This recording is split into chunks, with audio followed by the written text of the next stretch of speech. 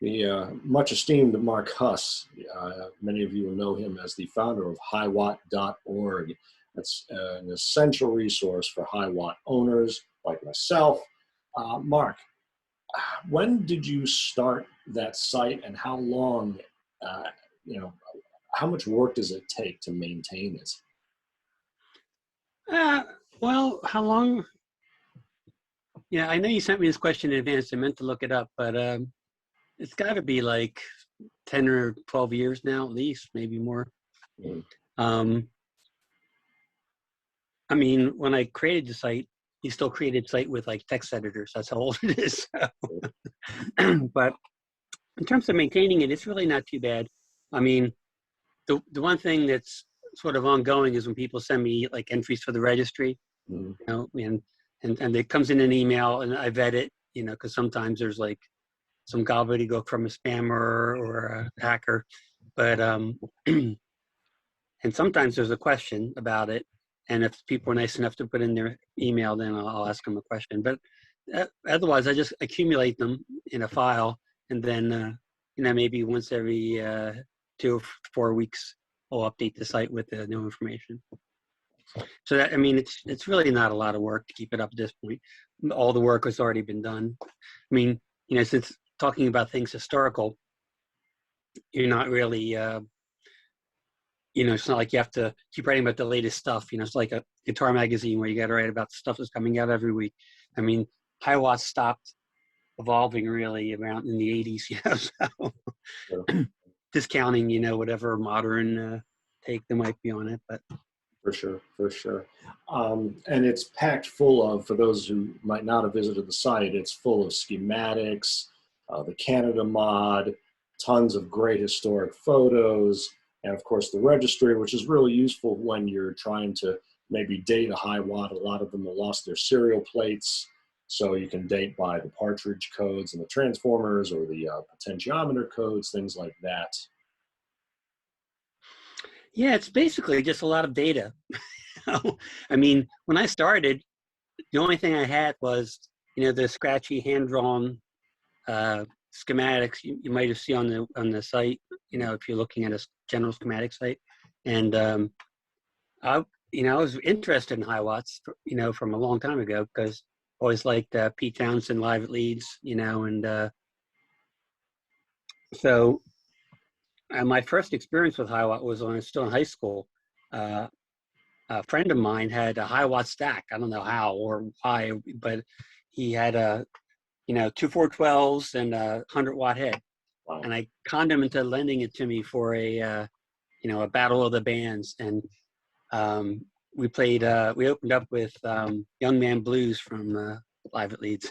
And I just cranked that thing up, and, you know, it just moved me. And ever since, I've been a fan. That's nice. Was your actual first one? Do you remember your first that you had? First one I actually owned was a Biacrown OL 50. I still have it, but I just came across it for a real reasonable price, and that was when I was just finding out more about, you know, Hiwatts and the history and stuff. And so it's down in the basement on the shelf. It's kind of got a cool sound.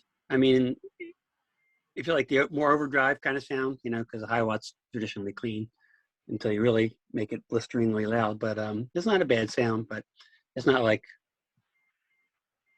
the, you know, whatever the traditional Hiwatt sounds, put it that way. I mean, if you turn down the input volume, it is, you know, but. And that's one of the ones that's got the distortion actually out on the front, the control on the gain, or is that one where it's just kind of? No, this is one of the early ones. So they put the extra stage in, and they put OL in the serial number, but otherwise you wouldn't know it from the front. It looks exactly like a regular, you know, 504. Yeah. Does it? So if it's one of the earlier ones, does it have the partridges, or is it already over the Drake? No, it has Drakes. It's a you know, Biacrown through and through. So. Interesting. You know, it's interesting. You know, you wonder why. I mean, obviously in the vintage market, Hiwatts hold their value incredibly well. You can get some bargains. But back in the day, you know, you're kind of talking about when they were, you know, Marshalls, you know, maybe outnumbered them 10-1, and they certainly do now by a wider margin, adding in all the variants. But I've often seen on the forums where Hiwatts, you can kind of get them almost dirt cheap relative to the Marshalls. They're so loud, even then when there maybe weren't as many restrictions, say in a venue on the volume. Right. Yeah, I mean, if you just want to plug straight into it and crank it up, it's just too loud for anything, you know, modern. I mean, but the flip side of that, though, it's an awesome pedal platform. Wow. It works really good with pedals. I mean, see Dave Gilmour, right? But I mean, and that's what I use it for. I use a 1-5-12 combo. Well, I used to when we played out, but and then I dial in a nice clean sound, and then I do the rest with pedals, and it works really well for that. It doesn't really color the sound or add a lot of it. Sound like I have an AC30, and no matter what I do, it sounds like an AC30, which is a cool sound. But if you're playing in a cover band, you might cover a lot of different sounds. It doesn't really cut it. And same thing, Marshall sounds like a Marshall, and it's a great sound, but it's it is what it is. And with the Hiwatt, though, you have a nice clean palette. I mean, when you have it, especially with the way the tone controls work, they're a lot more, I don't want to say effective, but you seem to have a wider range than the standard old Fender Marshall Vox tone stack. And so you can dial in a really nice, clean, natural sound and then go to town with the pedals. And that's harder to do with an amp that has a strong voice, of its own. Sure. What's your take on the kind of the definitive Hiwatt sound of that really classic, maybe the early 70s era versus, say, the Fender, either the blackface Fenders or maybe the later 70s ultra linears? Well, when Dave started making amps back in the 69, 70s, before they had real good PAs. So the only way you could get hurt is to have big amps. So he just started right out with the 100 watters and 50 watters, right? He never made anything little. I don't think he ever made a 20 watt amp. I mean, later Hiwatt did, and we at High Tone do that, just because of, like you said, the reality of the venues today. But, he started right out with the hundreds, and that's the sound. I mean, the sound live at Leeds is the definitive Hiwatt sound for me. Or, like the early Rush, when Alex Gleason was using them for a little while, 72, around there. And Page used them on that one video, and that is a pretty cool sound. But, the definitive straight up sound, or maybe with a fuzz box, was live at Leeds for me. And the definitive, affected out, pedals out the wazoo sound is Dave Gilmour. Those are the two extremes, and those are the two classic Hiwatt sounds that most Hiwatt fans really glom onto, one or the other. What is it about the Partridge transformers that kind of adds that ultra, audiophile element to the circuit? Is it so definitive that if you drop the Drake in there, it would so dramatically change the output, in your opinion? No, I really think the Partridges were top shelf back then when the company was in business.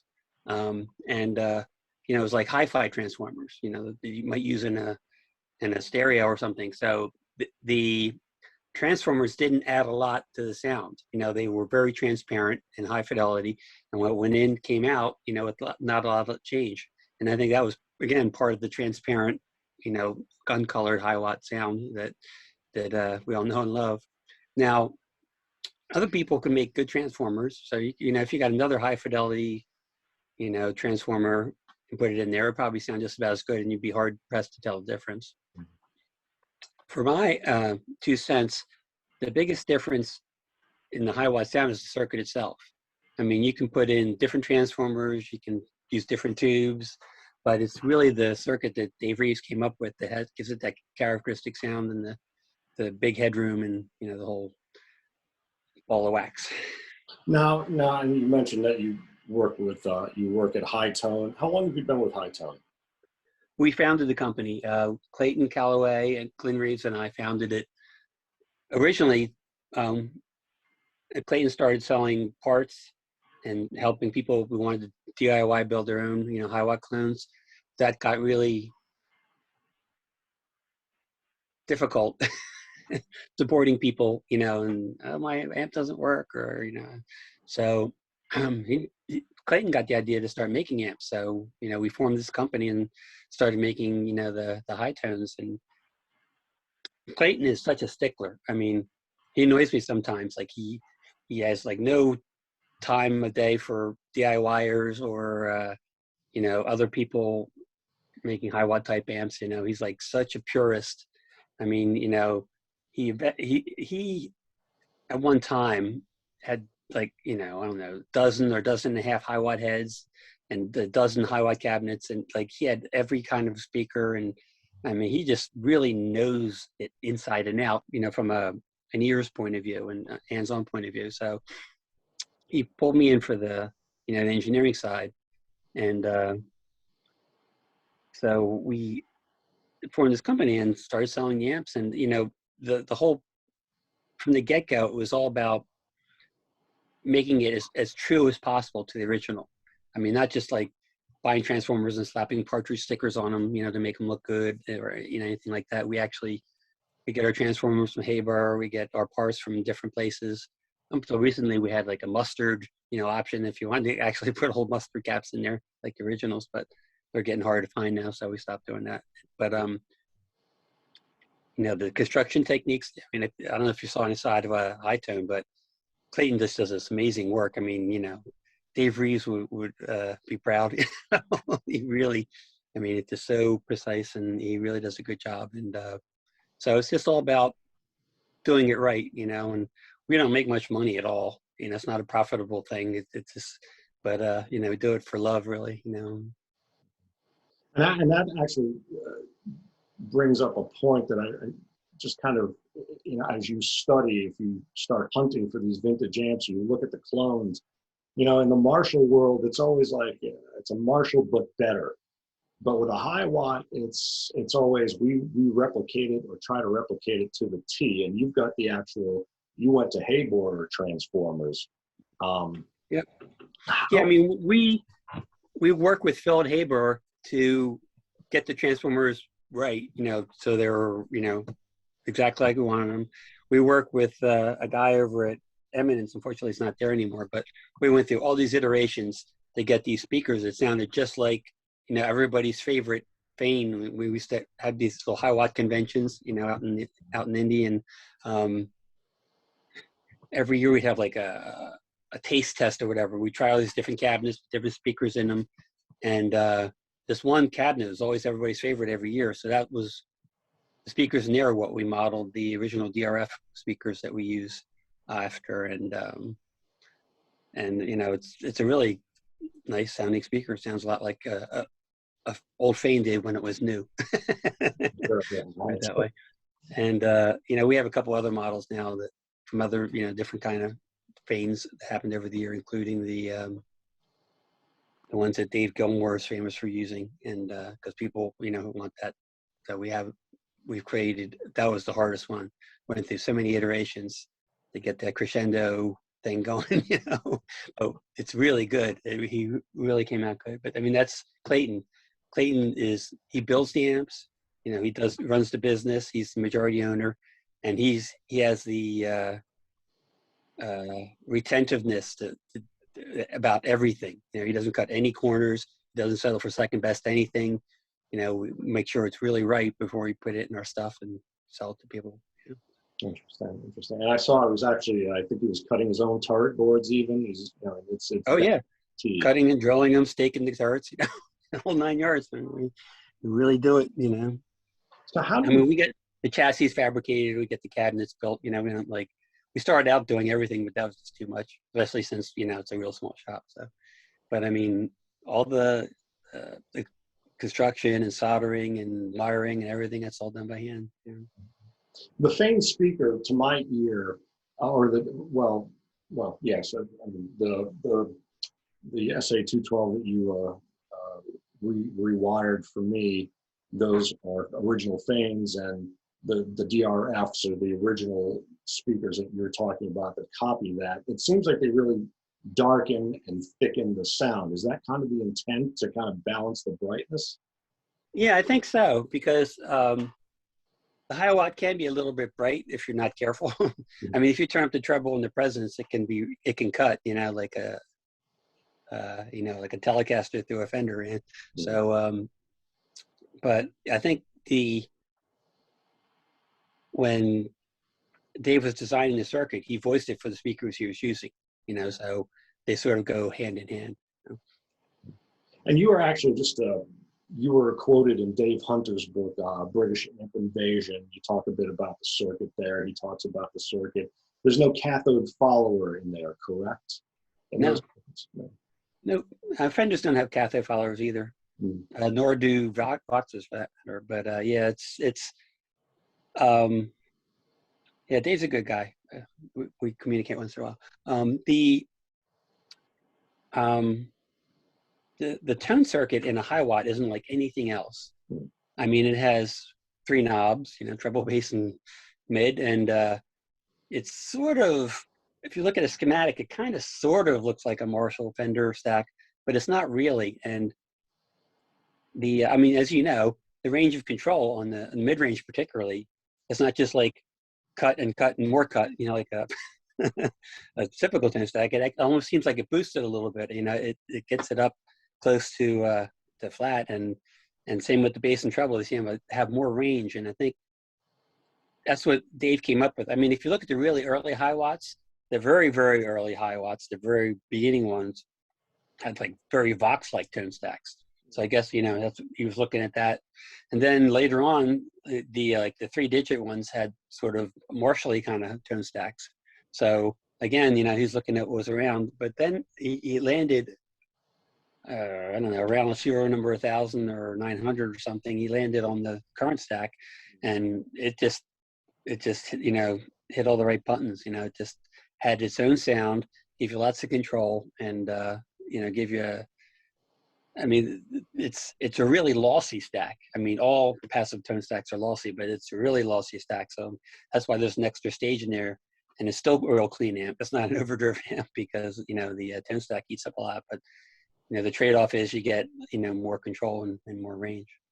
And that was kind of ultimately, although now you bring up the eras. I mean, you know, that first 1,000 or so is kind of a real experimental phase, but going back to the history of it, when Dave Reeves was with Sound City, John Entwistle apparently went to Sound City first, and then kind of brought Townsend along. And, you know, Townsend's thing was kind of eliminating that extra note out of a power chord. He didn't want that extra distortion coming, you know, that generates his third notes. He talked about that at least in one interview I saw in 2008. Yeah.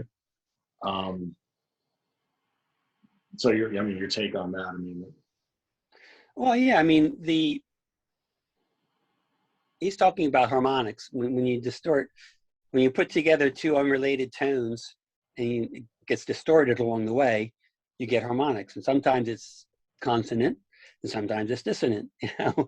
I mean, try doing a minor third on a really distorted sound and you'll get dissonant, you know. So but the way, I mean, you really have to get painfully loud to do it. But when well, I guess you can crank up the input volumes and get a little bit of distortion, right?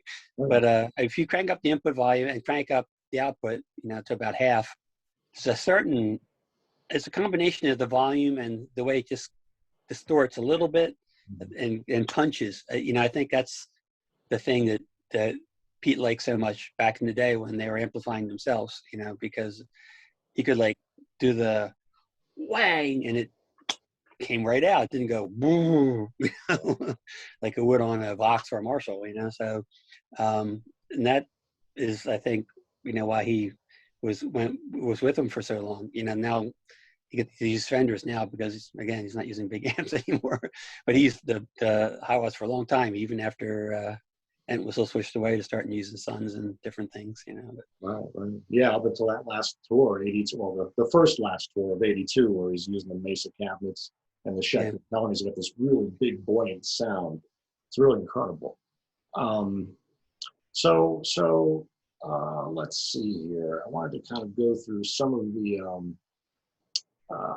there's a lot of finer points. First of all, well, gain, I guess, is what we're kind of talking about here. There have been a few attempts to kind of add more gain. Reeves went to the 2-hole circuit around 77, correct? Yeah, I think that was just a simplification because no one ever used all 4 inputs.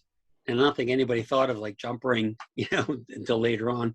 But I think it was just, well, we got a bright channel, we have a normal channel, let's just have 2 inputs. And he changed the circuit down, and it wasn't really an improvement.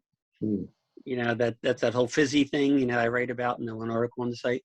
And I mean, to my ears, if you really smack it on the normal channel with the volume dimed on the input, it actually cuts out. I mean, it's does such a bad blocking distortion on there. And I don't know why he did that. I mean, maybe he's just playing with different things. Maybe he liked the way it sounded when it was clean. But obviously he didn't try it with it timed, because he would have said, ew. Well, I mean, I don't think most of those guys, that actually built the amps and came up to circuits, turned them all the way up to 10 and wailed on them, That was the guitar players that did that. Sure. Well, I remember, the story was Blackmore went to Marshall. I mean, they all went to Marshall at some point, but Blackmore, I guess, went to the actual workshop and was having them work on that 200-watt head, maybe the Pig or the Major. Right. But I guess maybe that didn't happen as much in the Hiwatt situation, since it was. No, he had a lot of. He made some.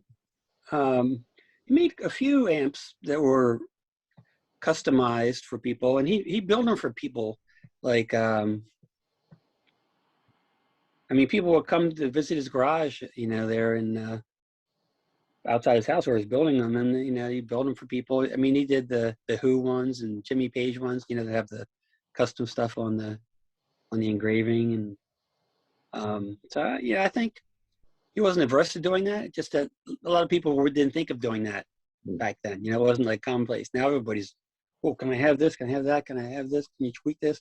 Back then it was like, I want that amp, and then take it out of the shop, and off you go, So Hiwatt was, I mean, really is kind of the first boutique maker, is kind of the understanding. I mean, they were really more. Well, I mean, Marshalls were made in the back of the music store to start with, so everybody starts off that way.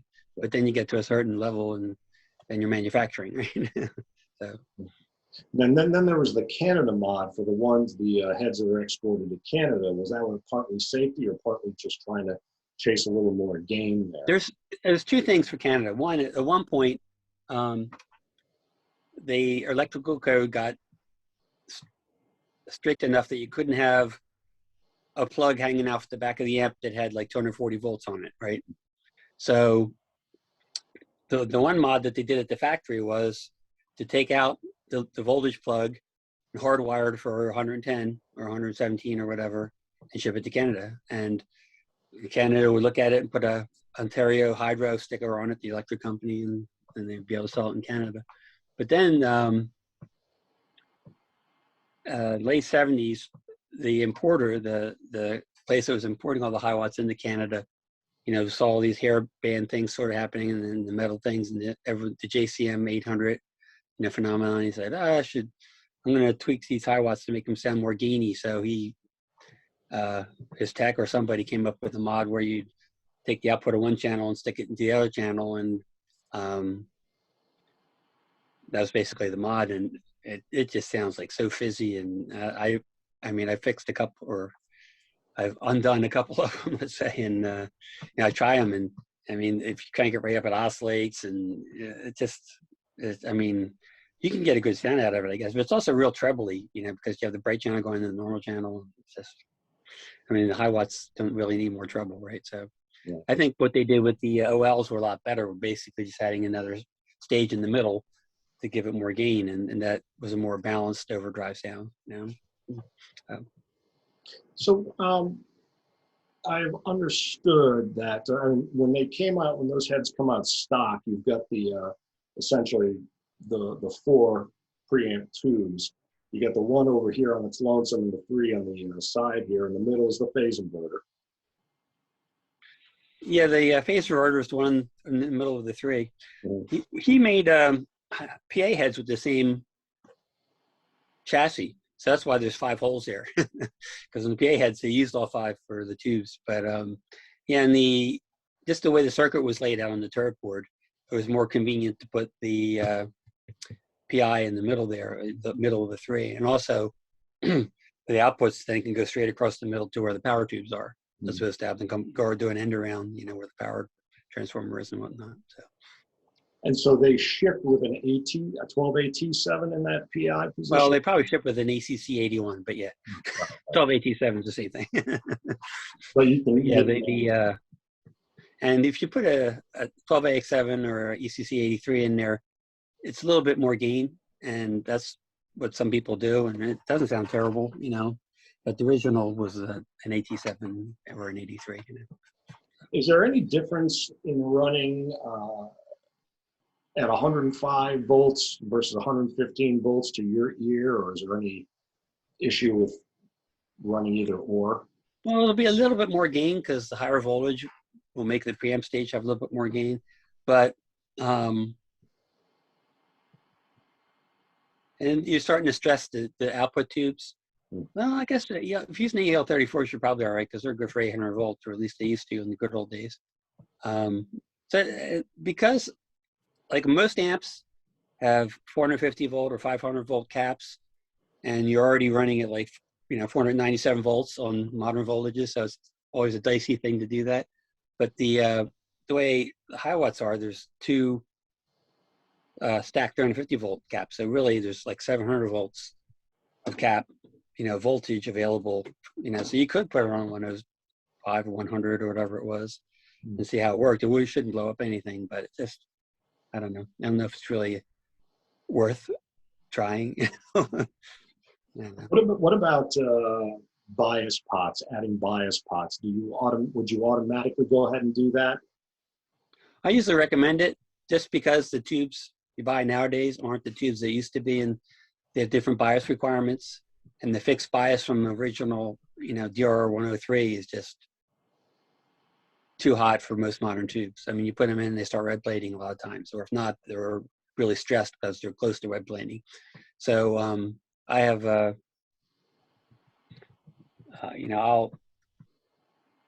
what I'll do if people let me is I'll put in a voltage doubler and a bias adjustment. I have a little PC board that I made that has the voltage doubler and 2 little pots on it, so you can adjust, 2 tubes if it's a 50, or 2 pairs of tubes if it's 100. And but the doubler gives it plenty of bias voltage for any EL34 made. So, and it's a reversible mod if you're worried about being original, but just functionally, it's a good idea. It makes the amp usable, And people, just to note here that people do ship you amps on occasion to work on. What's that? People have send you amps to work on, I guess, by when some agreement with you to take the work. Oh yeah, I mean, I've had people bring them here who live in the greater Philadelphia area, or people ship them to me to work on. I guess they think I'm the Hiwatt guy, and so it's safe or whatever. I mean, I don't turn that to work away. I'm happy to do it for people, and it's hard to find a tech you can trust, I think, based on what people have told me. I mean, I've been fixing my own amps since I was like almost a teenager, so I've never had that problem. If I had fixed an amp, I fixed it myself. People have to find a tech they can trust, and more people complain to me that's hard to do. And I've seen some repairs that were kind of less than great. Say, I don't know. Sure. I don't know any names or anything. I wouldn't name them if I did, but and some people just, like glue capacitors in there because they don't have the right ones. They don't want to buy them or something. Just, stuff like that. Just lazy, So let's go maybe back to the signature models now. The Townshend model has no middle control. It's got the 4 channels, each with an individual volume. Yeah, basically it's the Sound City Mark I. The ones that he built for Sound City when he started out. And I mean, it's not exactly the same, but it's really close. And it's basically 4 inputs, going into the, and it has the sort of voxy kind of tone control as opposed to a regular Hiwatt tone control. And I guess Pete liked that because he used it for a long time. Actually, I think Pete used Mark I for a while, or way back when, before he got affiliated with Hiwatt. So, but yeah, that's basically just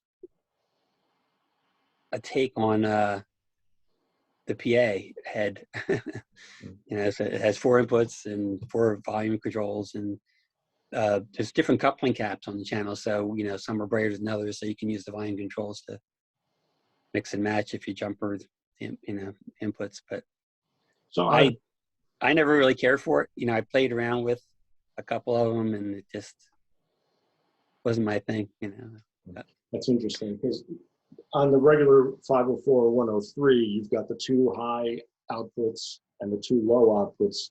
You one each for the bright normal, you jumper those. Right. So if you're saying the channels on the Townshend model are not the same, you know, high and low, bright and high and low. Normal. No, it's 4 separate. Well, there's 2 brighter ones and 2 normaler ones, for lack of a better word, and then the volume controls and go straight in. So there's no. If you look at pictures of Pete from the 70s when he was doing that, he had just plugged into one of those 4 channels, and he's one of those 4 channels, and that was it. You know? So you know, it just, the other 3 were wasted. You know. So. Interesting, but you could bridge them and get. Oh yeah, you need like a Y cable or something, or you know, an AB box, but you could do that, sure. I've actually done that on one of my PAs. Of the 6 channels, I did 2 of the, you know, the Ys, the male, the female, right, and then bridge those, and it kind of darkens the sound. It really didn't actually add any volume. It's an interesting experiment. Well, I mean, you're loading down your pickups a little bit more, unless you got a buffer there, because you basically have half the input impedance when you're doing a jumper, right? So. Let's see now. The Gilmour model has the 2 inputs and then the linked input. Right. Are those 2 inputs? Is it based more? It's one bright and one normal. Are they based on the higher or the normal output? They're both highs. Okay. And the link input just connects both of them like you're using a jumper. It's not really very much different at all. I mean, there's a guy in Italy who sent me a circuit that I put on the site where, you know, you double all the input resistors so the impedance stays the same, and it's like, people jumper stuff and they don't die, so, you know. Might be a little overkill, but, you know, I put it out there just for anybody who's interested. So. Speaking of the PAs, you've got the amp link or the slave, for anyone who would be interested in that with those you can run that from an amp link right to another power amp, correct? That's the whole. Yeah, basically it's a single gain stage, a volume control, a PI, and an output. That's what the slaves are. So you really need a preamp. I mean, you could use any preamp you wanted, you know, but you need a preamp to use those amps. Some of the early, I've seen some of the really early mods, early 103s with some mods. Here and there, you've seen someone add an effects loop, whatever level of proficiency there. But with that extra tube hole, you know, in the chassis, is it easy to kind of add a tube buffered loop there? Or? Yeah, it could be. I mean, when we do a tube-based effects loop for high tone, as an optional thing, and you know, with the adjustable return volume, if you turn it all the way up, it's more gain than stock, you know, because you have an extra 2 stage in there. But you know, if you turn it down, then it's not. But it's it's actually 2 more 2 stages. There's a buffer stage going out and a recovery stage coming back in. So I don't know. I mean, you can just split the signal at the going into the master volume, and people do that. I've seen a few, you know, mods like that where they basically split the signal and take the signal from the treble tone control to the output, and then return the signal to the master volume coming back in. You know, I mean, that kind of works, even though it's, depending on the load you put on the treble control, you might change the tone a little bit, you know. But. And with the amps that you work on, when I look around, and I'd say the ones I have, I'd say about half have been recapped and half have not. I'm just wondering if you automatically go ahead and recap, or if you maybe ask them, hey, you know, is this just going to be in the basement or in a home moderate use, and you don't really worry about recapping? Well, I've come around on that.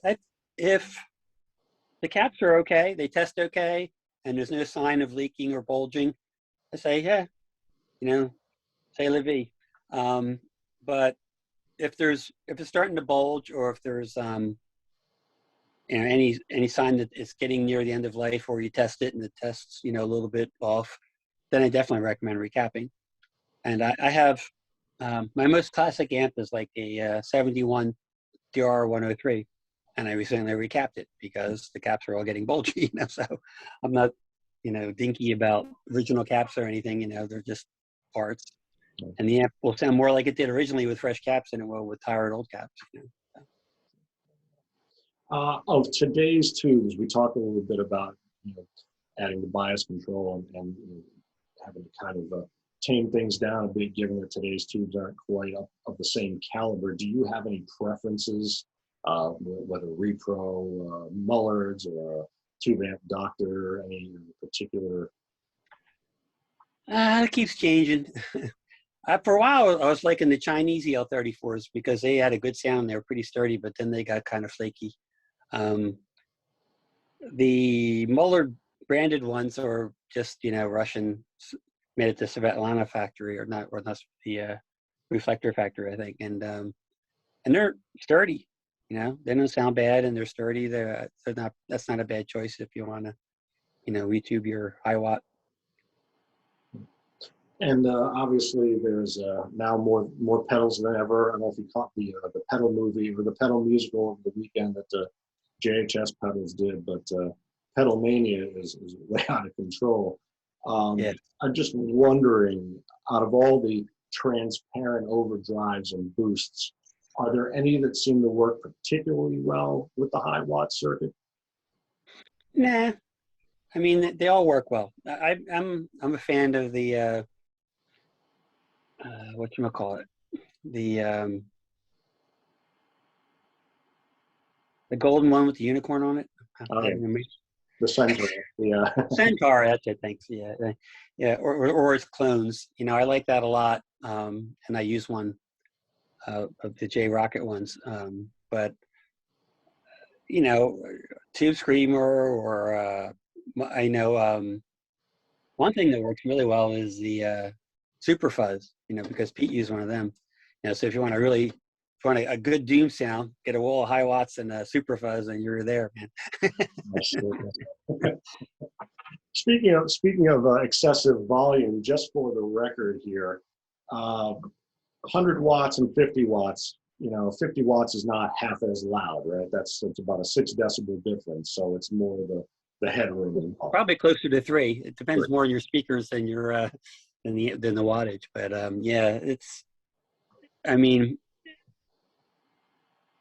yeah, the 50s aren't that much quieter. You know, really. 20 watts you're starting to get, you know, somewhere, but 50 is really not much more quieter than 100. It's just a little bit lighter, you know, to carry around.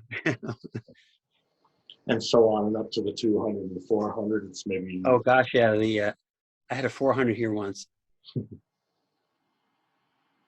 It just, I mean, it's hard to lift it up on the bench. It was so freaking heavy, and the, you know, the transformers were like, I mean, the size of a toaster. You know, it was just, yeah. And I have a 200. Weirdly, I have a 200 here. Someone sent me to work on, then they disappeared. So I still have their 200. I don't know what happened to that. I, you know, tried to email. I can't get hold of them. Then out of the blue, you know, like a year later, I'm still alive. You know, I'll get my amp. Then he disappeared again. So I really don't know what the story is, but yeah, it's sitting down there. And that's pretty heavy too. 200 has the larger chassis and big iron, and it's a beast. I wouldn't want to have to carry one. Sure. Well, the prize has got to go to the SA412, right? Which is the 100 or the 50 watt head. And oh yeah. Together, it's like, well, actually, yeah, I have a 212 SA212R reverb and tremolo, right. and it's 100 watt in a 2x12 cabinet, and that thing is a beast too. it just weighs a ton. Right.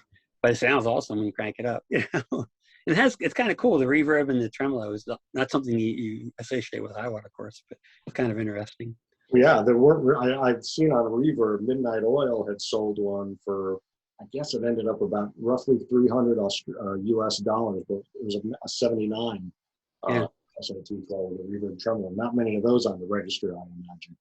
No, that's I've only heard of like one or two other ones besides the one I have. And it was funny because the guy who sold to me said, you know, I really wanted you to have this because he knew about the site and everything. Okay, thanks. But yeah, it's got, that's a beast. I can't imagine the 412 one. I can't imagine.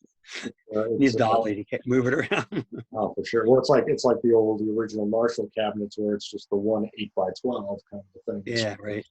It's all there. That didn't last long. No, but for the roadies, it's a. You know, I think that touched on all the things that, you know, a lot of the things we want to get to for the circuit. I just want to remind folks that about the Vintage Hiwatt Convention, vintagehiwattconvention.com. It's still an active forum. You appear there with some regularity, yes? Well, active's a relative term, but it's still online. It seems a lot of the two forums have quieted down of late. You know, I don't know compared to the way they used to be. But now going back to Hiwatt, High-tone real quickly. You're still doing the DRF speakers, but you've added the 231s. Is that correct? Yes, 231s and the Crescendos are the other two speakers we have. The 231 is it's my favorite speaker. I have one. I put it in my combo, and I like it a little bit better than the DRF. It's not. It's close. They sound close, but I just like it a little bit better. You know, that's why we started making them just for something a little bit different, because there's so many different Fane models that Hiwatt used. You know, from 70 to 82 or whatever. And, you know, there's some differences in sound, obviously, and different magnets and this and that and the other thing. So it's cool to have a couple different choices, I guess. Mm-hmm, mm-hmm. Any, obviously, there are a lot of aftermarket, just a lot of different aftermarket speakers. Are there any, if you didn't want to, if you couldn't acquire one of the high-tone maids, if there was any others that might fill the bill for you? The Tonker's in the ballpark, the Eminence Tonker, and it's really reasonable cost-wise. So not a bad choice. The Legend, too, is not bad. It's kind of a all-rounder. It doesn't really have a strong voice, you know, so. I'm a big fan of Eminence. We work with them, and those people were great. Took a tour of the factory, and I mean, it's this little town in the middle of Kentucky, and this little old industrial building, and there's, you know, these people in there working on the assembly line, and they're showing us what they're doing. They're really proud of their work, and, you know, it's nice to have something that's made here 100%. You know, I mean, they make their own cages for the speakers. I mean, they import some of the cones, depending on, you know, some people want cones from England or whatever, but they make an awful lot of their stuff right there. You know, they magnetize the magnets and the whole 9 yards, you know, so it's a pretty cool place, and they do good work. I mean, we're really happy with the stuff they've done for us. And I've been happy with their other speakers too. I use them for general repairs and stuff all the time. They're not expensive, and they sound good, and they're made well, you know. Excellent. In terms of recording Hiwatts, maybe not the best or the most common thing to want to record the bigger heads at a massive volume, but any kind of tips for getting a Hiwatt, a 504 103 to sit in the mix? I mean, put a, you know, 122 in front of it or something, and probably not right on the center tap, but maybe off a little bit to the side of the cone, and crank up the input volume, and you could maybe even use a booster, and you can get some pretty nasty sounds out of it without turning the volume all the way up. And you know, for a clean sound, then you know, the sky's the limit. You can tweak around the controls to make it fit, you know, mid scoop, mid boost, trebly, you know, duller, whatever you need for your mix.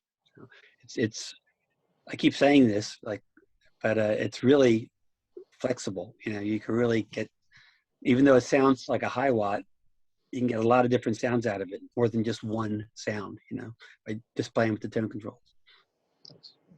What about, what's your take on people who'd like to get close to the 103, or the 504, or really 103, because there are far more than 100-watt PAs out there, using the PA head as your main platform?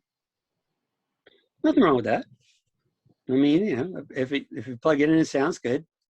I mean, it's got the same, most of the same circuit in there. It's got Partridge transformers, and you know, it's I mean, I'm not the purist. You know, if you plug it in and it sounds good, then it's good. You know, that's the way I feel. You know, so. So, kind of on the broader realm, what are you playing these days? About how often are you playing, and what are you listening to these days? I just did a cover of Red by King Crimson. So that's another guy I used Hiwatts briefly, Robert Fripp. But so that's what I've been playing lately. I have a basement band called funnily enough, Wasted in the Basement. And we just put out like our 5th recording, you know, it's on Spotify and Apple Music and whatever. And that's our sort of hobby. It's my building a ship in a bottle thing. You know, we don't play out, you know, we don't try to market ourselves or sell ourselves. We just make music and put it out there, you know. So that's what I've been doing musically. Listening, I listen to all kinds of stuff. I mean, I've been listening to Pliny lately. I don't know if you're familiar with him. He's a guitar player from Australia, and he's kind of like progressive. I mean, some of his stuff's kind of metally, but he just has the most amazing textures and sounds and colors and chord voicings, and I really like him a lot.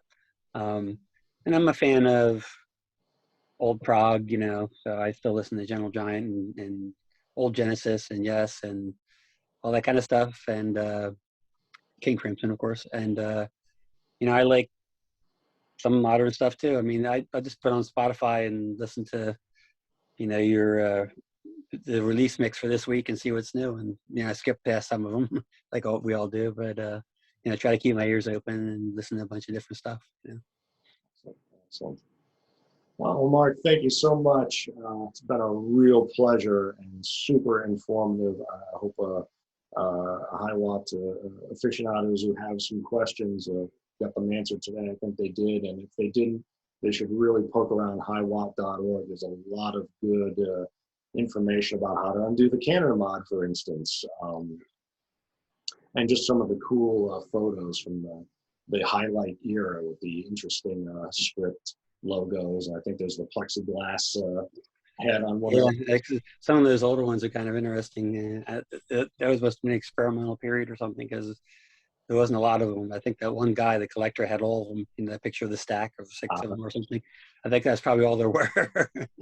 But yeah, there's some of that stuff's really. But I mean, some of those really early amps, like there's a DR506, and it had 2 inputs, treble and bass, and it had like a Voxy tone control. And it's really different from, you know, later Hiwatts, and it's kind of interesting historically.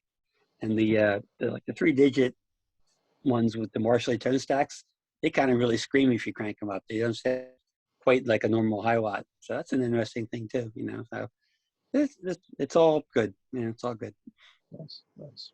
So I want to remind everyone, if you haven't sent to Mark your information, if you've got your Hiwatt there, please do send it along. It helps everyone kind of gauge where they fall, and, you know, see, maintain an important history on a real technological marvel of music.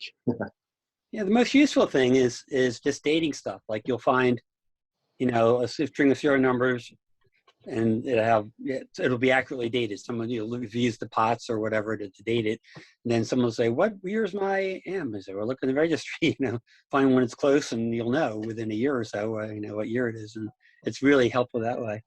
I started in a funny way. When I first started the site, it didn't have that.